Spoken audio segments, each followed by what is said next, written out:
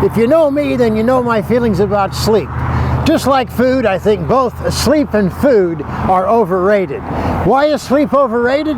Because you will not ever be able to take a photograph like this. Hi, I'm Bryan Peterson, and I'm the author of Understanding Close-Up Photography, as well as Bryan Peterson's Field Guide to Understanding Photography. I'm here in Petaluma, California, where these types of wildflower meadows and weed meadows are alive, in this particular case, with spiders and spider webs.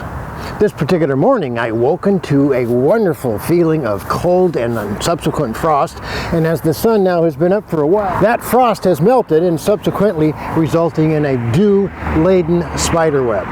In this particular case, I've got my Nikkor 105 macro with the Nikon D800 camera, and I'm coming in really tight on this particular spider and its web, and in the background you'll notice a lot of open shade. Now the beautiful thing about this exposure is simply this.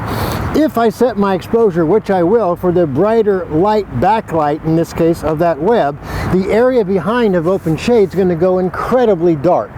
It's a manual exposure. It's also imperative. Notice the camera is parallel to this web. I'm not coming in at an angle. I want sharpness, edge to edge, top to bottom. Therefore, parallel the camera to the web. F16 sufficient. I'm also utilizing a cable release, and I'm also utilizing mirror lockup on the camera. So, one click, wait for the camera to settle down, the mirror's locked up, and another, there's the exposure. Take a look at that, and I think you'll agree it's a dynamic image of not only a spider, but also the curvilinear backlit lines of the dew-laden web. Something to keep in mind when you're out here in the morning: one, you got to get up. Sleep is definitely overrated. And two, when you get out here, this is the kind of stuff you're going to find. Why do I love macro? This is just one of many examples. Hey, until next time, this is Bryan Peterson saying, you keep shooting.